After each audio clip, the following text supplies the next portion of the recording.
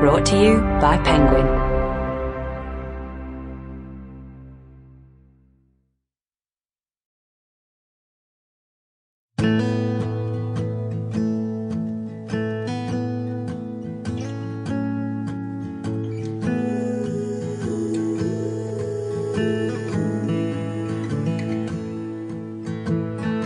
Go Set a Watchman, a novel by Harper Lee.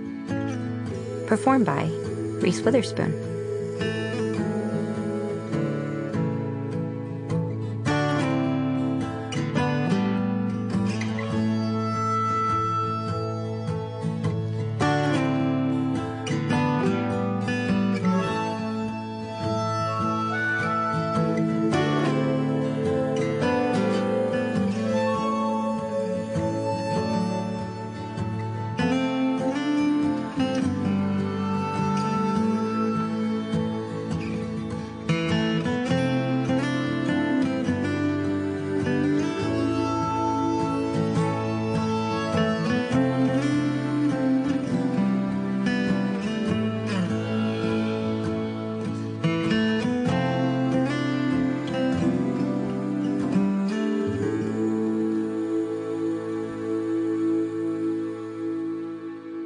In memory of Mr. Lee and Alice. Part 1. 1. Since Atlanta, she had looked out the dining car window with a delight almost physical. Over her breakfast coffee, she watched the last of Georgia's hills recede and the red earth appear, and with it tin-roofed houses set in the middle of swept yards. And in the yards, the inevitable verbena grew, surrounded by whitewashed tires.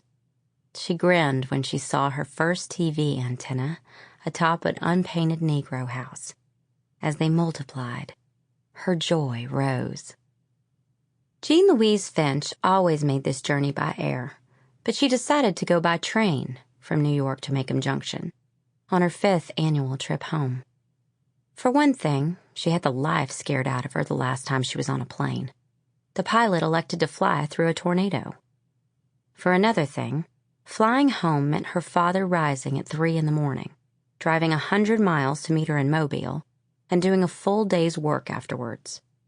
He was 72 now, and this was no longer fair. She was glad she had decided to go by train. Trains had changed since her childhood, and the novelty of the experience amused her. A fat genie of a porter materialized when she pressed a button on a wall. At her bidding, a stainless steel wash basin popped out of another wall, and there was a john one could prop one's feet on. She resolved not to be intimidated by several messages stenciled around her compartment. A roomette, they called it. But when she went to bed the night before, she succeeded in folding herself up into the wall because she had ignored an injunction to pull this lever down over brackets. A situation remedied by the porter, to her embarrassment, as her habit was to sleep only in pajama tops. Luckily, he happened to be patrolling the corridor when the trap snapped shut with her in it. "I'll get you out, miss," he called in answer to her poundings from within. "No, please," she said.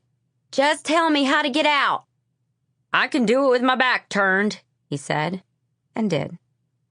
When she awoke that morning, the train was switching and chugging in the Atlanta yards. But in obedience to another sign in her compartment, she stayed in bed until College Park flashed by. When she dressed, she put on her Maycomb clothes.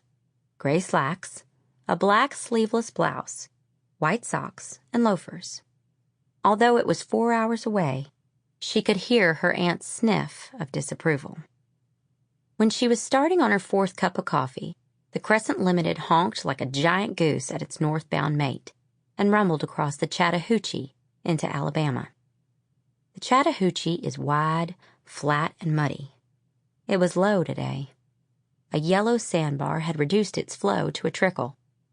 Perhaps it sings in the wintertime, she thought. I do not remember a line of that poem. Piping down the valleys wild? No. Did he write to a waterfowl, or was it a waterfall? She sternly repressed a tendency to boisterousness. Sample complete. Ready to continue?